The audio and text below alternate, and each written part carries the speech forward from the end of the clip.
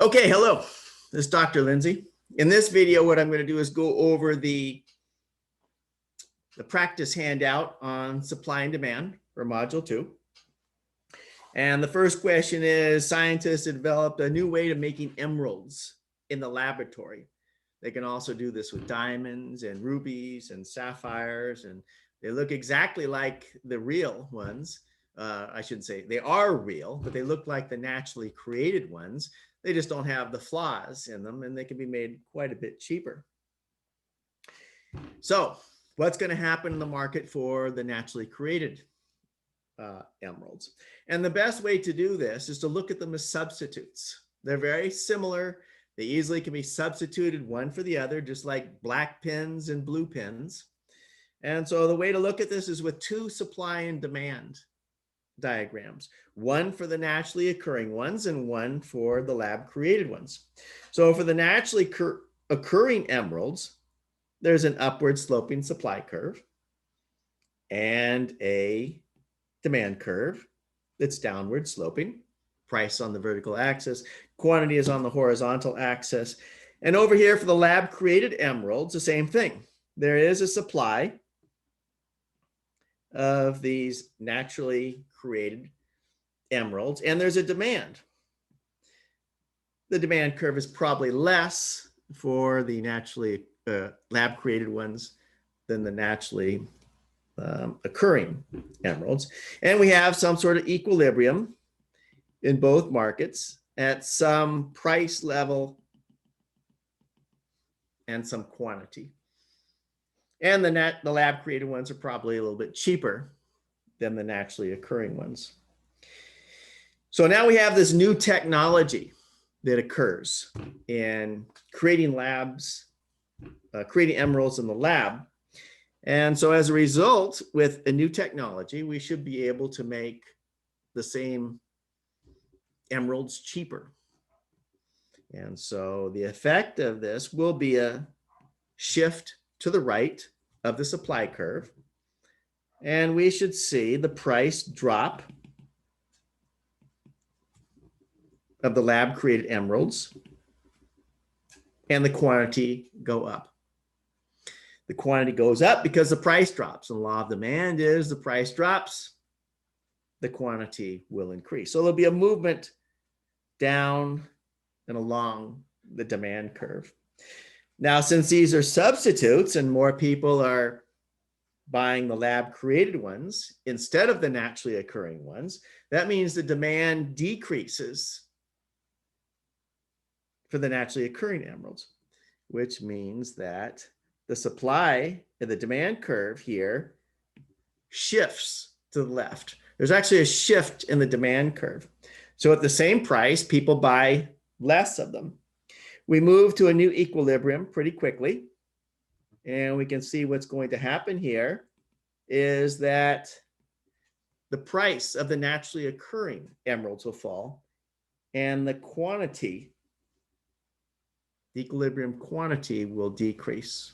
So this represents that there's going to be less people buying the naturally occurring ones, and they will substitute over to the lab created ones. And both of them drop in price. Not just the lab created emeralds dropping in price, but the naturally occurring ones drop in price too, because they're substitutes. The price of black pins drops. It makes the price of the blue pins drop also. Okay, suppose recreational drugs were legalized in the US. Use supply and demand analysis here to look at the effects of price and quantity. Now, if we legalize drugs, there's a whole lot of things to consider. But price and quantity are one of those things to be considered. And with this analysis, that's what we can look at. We can't look at all the other effects of making them legalized, but we can at least look at these two effects. What's going to happen to the price and what's going to happen to the quantity of recreational drugs. So we've got some downward sloping demand curve for these illegal drugs, and we've got an upward sloping supply curve for these drugs, even though they're illegal. And there's some equilibrium. There's transactions being made in this illegal market. And there's some price of the illegal drugs and some quantity that are being sold and consumed. Now, what happens if they're legalized? Gotta say, okay, so what's going to happen to the supply and what's going to happen to the demand? What's been shown is that the demand will increase to some extent. It'll shift out to the right. And the effect of the demand increasing means that price would go up and quantity would go up. But what about supply? Supply will also increase. Now, the question is here, which one's going to move out more? Which is going to shift out more? The effect of the increase in supply will be a drop in price and an increase in the quantity. When both of them happen simultaneously, the only thing you can say for sure is the quantity is going to go up. Price is ambiguous. What determines if price goes up or down is, will the demand curve shift out more or will the supply curve shift out more? Whichever one shifts out more, that'll determine what's going to happen to the price. So if we make it legal to consume drugs, but we still make it illegal to manufacture and sell drugs, then the demand curve might shift out a lot more than the supply curve. Meaning price would go up and quantity would go up. But if it becomes completely legal and there's a whole bunch of companies jumping into the business, we might see the supply curve go up a whole lot more and prices would come down on them. Okay, last question. Suppose more people decide they want to buy a house rather than rent an apartment. Analyze the effects of the housing market in the short run. What would the supply curve look like in the short run? Well, in the short run, it's very hard to change the total supply of homes.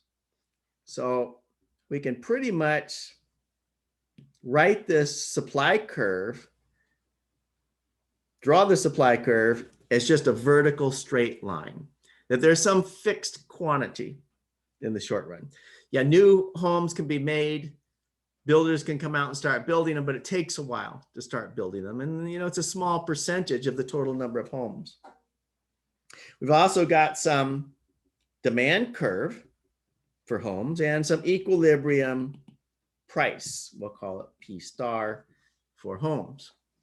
Now, people decide, oh, they don't want an apartment anymore. They want to buy a house for whatever reason. Maybe it's lower interest rates that makes the payments cheaper on buying a home. That's what we've been seeing a lot of times. When interest rates come down, people start buying homes because it's cheaper, and that demand curve will shift to the right. So at the same price of a home, people try to buy more of it. Or it might be expectations about the future. Maybe prices have gone up 10% in the last year and people are thinking they're going to go up 10% next year. So jump in and buy one now before prices go up and make some money on it. Either way, this will shift the demand curve to the right. And we should see the price of homes go up, at least in the short run. Increase in demand because of, say, lower interest rates, make everyone start going out and buying homes. And guess what? Price of homes starts going up.